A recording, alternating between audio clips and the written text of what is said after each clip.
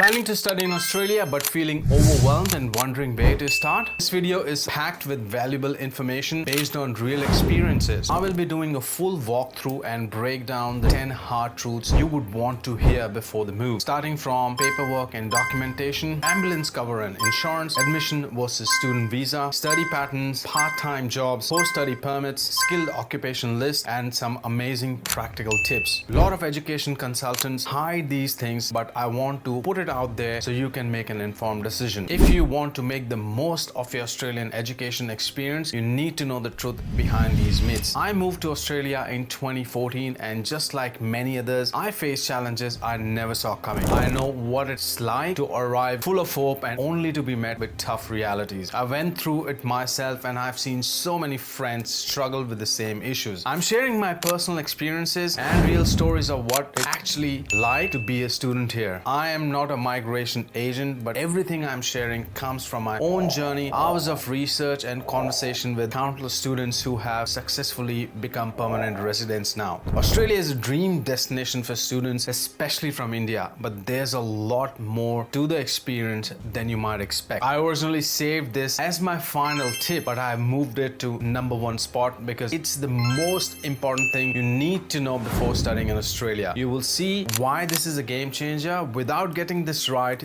you won't even have a chance to set foot in Australia. Okay, so here's the #1 for you, your paperwork and documentation. Let me share our story here. When we moved to Australia in 2014 and started to applying for driver's license, we found that my wife's last name didn't match with what was on her passport and other educational documents. To fix it, we had to get a notary done, and it costed us $250 back then. We might have been able to do it for less, but since we were only 2 months into living in Melbourne, we did not have the right contacts or know where to go for help. So take it from us, get your documents sorted before you arrive. It will save you time, stress, and money. Before you even start thinking about applying to study in Australia, make sure you have a checklist of all the paperwork you need. Double check that all your documents are in order, and especially ensure that the names match on everything. If they don't, you can end up paying a lot to get them fixed once you are here. Get everything sorted at home before you get on that flight. These mistakes could delay your visa application or even lead to rejection, making it look like a fraudulent submission. Here's the tip. Before you even start your visa application, carefully check that all your documents, passport, educational certificates, bank statements, etc. have consistent name and details. Any discrepancies like spellings or name formats need to be corrected. Now you would ask why it's important. A well-prepared checklist ensures you don't miss any important paperwork. It also helps you keep track of everything so you don't get blindsided by missing documents when you are already in the middle of the process. You can use Excel or Word document to create these checklists. Get documents notarized or corrected before you leave. If you notice any discrepancies, get them corrected or notarized in your home country. Services like notarization are typically cheaper and easier to arrange before you arrive in Australia. It will also prevent last-minute headaches when dealing with Australian authorities. Not only is it more affordable to handle these matters in your home country, but arriving with properly certified documents saves time and stress, especially in a new environment where you may not have the right contacts. Here's a tip. Spend time researching the right support services, local contacts, Facebook groups, and affordable legal aid before moving. Reach out to community groups or forums for advice on where to get help. Example, Facebook groups are immensely helpful. Having a local knowledge or connection can save you a lot of money and hassle. The right guidance can make a big difference, specifically when it comes to handling legal or official matters. Okay, moving on to #2, let's discuss ambulance cover. You'd ask why this is important. Let me share something important that came up in the conversations I've had with other students and friends who moved to Australia. A few of them ended up in situations where they had accidents or injuries and needed an ambulance. The shock wasn't just from the incident itself, it was realizing they didn't have ambulance cover. The cost hits hard, especially when you are new to the country trying to get settled. One friend told me how paying for the ambulance set him back financially just when he was starting to find his feet. It wasn't just the money either. There's a lot of emotional stress that comes with dealing with emergencies, especially when you are far away from home. That's why I can't stress enough enough how important it is to have ambulance cover. Unlike in many other countries, ambulance services in Australia are not covered by public health system called Medicare for most people, including international students. The cost of an ambulance ride in Australia varies by state and territory and can range from $600 to $1,200 or more. The charge depends on the distance traveled, type of care provided during the trip, and whether the emergency involves specialized service, for example, air ambulance. In Victoria, ambulance call out can cost up to 1,300 Australian dollars. Queensland and Tasmania ambulance services are free for residents, but for international students are excluded unless covered by private health insurance. Most international students coming to Australia on a student visa are required to have overseas student health cover. While student health cover covers many medical expenses, not all plans include ambulance cover by default. It's important to choose a policy that provides this to avoid huge costs in emergencies. Now, let's walk through number 3, university admission versus student visa. When my friend Samir got accepted in his dream university in Australia, he was over the moon. Like many students, he assumed that getting the student visa would be a breeze since the hard part, getting accepted, was already done. But then by chance, one of our mutual friends who had moved to Canada called and asked about his visa status. That's when Samir got hit with harsh reality. Here's the thing, getting accepted into the Australian university does not automatically mean you'll get student visa. Shocking, right? You'd think once the university accepts you, the rest just falls into place, but no. Admission and visas are two entirely separate processes. The university handles the admission, but the Department of Home Affairs deals with your visa. One doesn't guarantee the other, and this is where it gets tricky. Many education consultants don't always tell you this upfront. You could get into top university, but if your visa application does not meet the requirement criteria, you won't be setting foot in Australia anytime soon. So don't get so comfortable just because you got the admission letter. Getting your visa approved is a whole different ball game. Here's what you need to know. Start researching visa requirements early. Don't wait until after you are accepted to a university to figure out the visa process. Look into it from the start so you know exactly what's required and can prepare. Treat your visa application with the same care as your university application. Make sure all your documents are in order, financial proof, health insurance, English proficiency, and everything else. One mistake could mean delays or rejection. Always verify information with official sources. Don't just rely on education consultants. Cross-check everything with the Department of Home Affairs official website to make sure you are getting the right advice. Don't wait. Apply for your visa as early as possible. Visa applications can take weeks or even months to process, so don't leave it to the last minute. Keep in mind, public holidays will slow this entire process down. You can find the list of public holidays on internet. If in doubt, consult a qualified migration agent. If you're unsure about anything, get professional advice from someone who is registered with Omara. I will add the link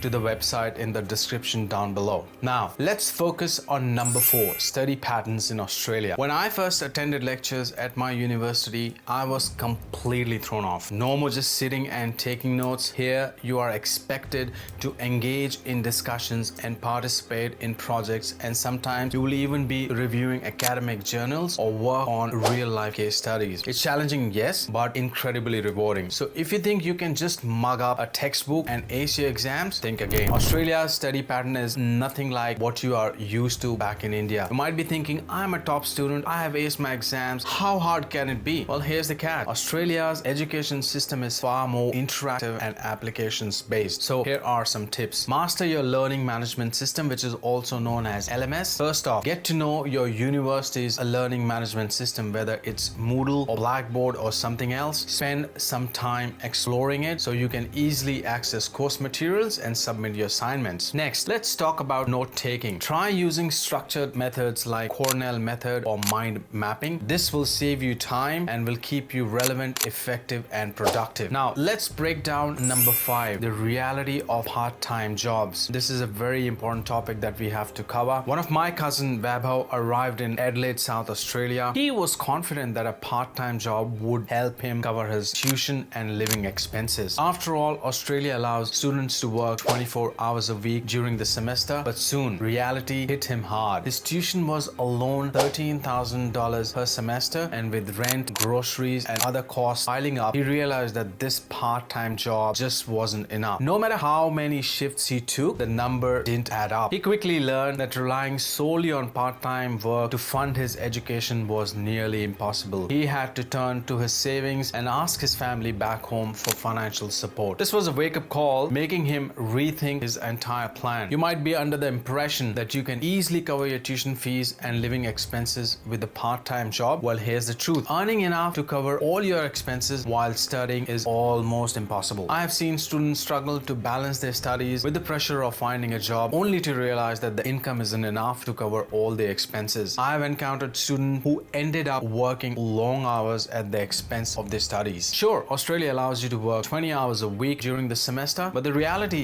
is that high cost of tuition along with living expenses can't be covered by working part-time. You likely need to rely on savings or financial support from back home. So if you're banking on a part-time job to fund your entire education, you might want to rethink your strategy. Let me share some tips here. Budget your expenses. You will need a laser-sharp focus on your budget in these early months when you arrive. Create a detailed budget that includes tuition, rent, groceries, and other expenses. This will help you understand how much money you really need. There is a famous saying, what gets measured gets managed. Use budgeting apps like Mint or Pocketbook to track your expenses and ensure you are sticking to a monthly budget. Another important tip, research job opportunities early. Look for part-time job opportunities before you even arrive or as soon as you get here. Understanding the job market can give a clearer picture of what to expect. If you have friends or families in Australia, reach out to them and ask for local student contacts, preferably someone who has been here for 6 months or a year. Building this network can be invaluable for helping you land a job as soon as you arrive. I would suggest join student Facebook groups to stay informed. There are plenty of groups you can join and they are a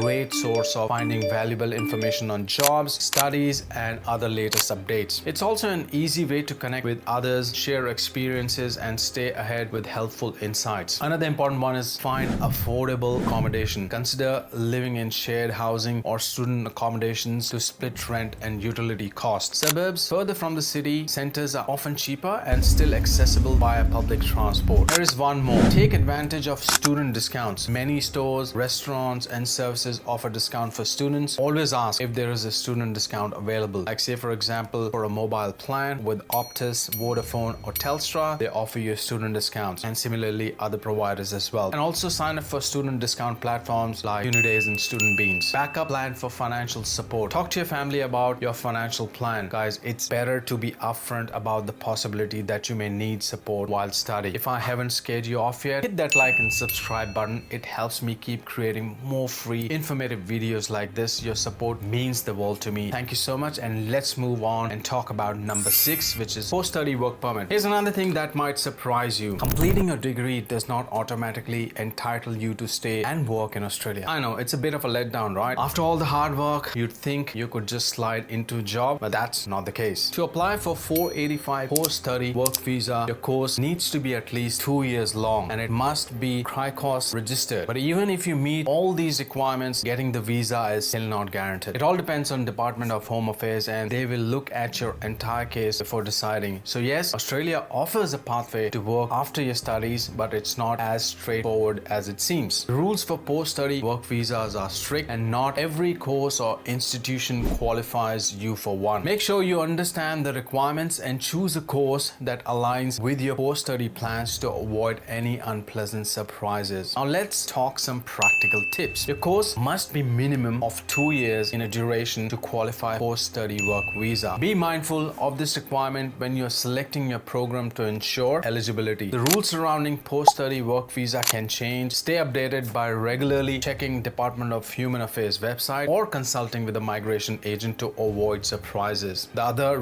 really important tip is maintain a clean immigration record. The visa application is just about your course, it's about your entire case. Make sure you follow all visa conditions during your studies, including attendance, working hours, and academic performance to keep your record clean. Now let's dive deeper and talk about number 7, path to permanent residency. Many students assume that once they get an Australian degree, PR is just around the corner. Unfortunately, that's not the case. Getting an Australian degree is just the first step. To apply for PR, your degree needs to match an occupation on the skilled occupation list, and even then, it does not guarantee anything. You will need to get your degree assessed by a relevant authority, have the right amount of work experience, and meet several other criteria. And here's the kicker, guys. If your occupation isn't in demand or on the list, cannot apply for PR. PR, no matter how good your degree is. The list changes every year in July, and new occupational lists are added and old ones are removed. You have finished a degree and now you want to apply for permanent residency. You cannot apply just based on your education alone. First, you need to check the skilled occupation list to see if your qualifications and work experience match any of the listed occupations. For example, if you work as a marketing specialist, you would look up the role on the list to see if it's eligible for PR. If it is, you need both a relevant degree and work experience to apply. Even if you have Australian degree, you will still need to submit it to VETASIS, the skill assessment body. They will check if your degree and experience match the job description for a marketing specialist on their list. Few tips before planning for PR: ensure your degree aligns with an occupation on the skilled occupation list. This list changes annually, so guys, keep checking if your job remains in demand. Some regional areas in Australia offer additional opportunities and points toward PR for occupations that may not be in high demand in metropolitan areas. Consider working or studying in designated regional area to improve your chances of securing a permanent residency, as these areas often have less competition and higher demand for skilled workers. Now let's unpack number 8, in-demand occupation versus skilled occupations. Here's a misconception, guys, that really can throw you off. Just because an occupation is in demand does not mean it's a pathway to PR. Just get this clear in your head. I know it sounds counterintuitive, but that's how it works. Okay, for an example, AI and forensics are booming fields right now. But if you're not on the skilled occupation list, they won't help you with your PR application. So before you choose a course, make sure you're not just picking something in demand, but also something that aligns with the pathway to PR. Okay, now let's talk about number 9, the importance of high cost registration. Now, a quick but critical tip: when choosing your course, always check if it is CRICOS registered. You're probably wondering, what's CRICOS and why does it matter? If your course isn't CRICOS register, you won't be able to apply for the 485 visa, which means no post-study work opportunities in Australia. So double check this before you make any decisions. Now here is number 10, and this is really important, guys. This is for your well-being in those initial days. I thought I was strong and could handle anything, but when we moved to Australia, I quickly realized that moving to a new country can be really tough. The change hit me really hard. You're leaving behind everything familiar, your family, your friends, and even the small comforts of home. The loneliness and stress of trying to settle into a new place you don't know anyone can lead to feelings of depression. It's a big adjustment, and it's something many people don't expect until they are living it. The pressure to succeed along with homesickness can be overwhelming. And remember, I'm sharing all of this from my own experience because I want you to be as prepared as possible, and don't forget to share this with your family and friends to help them.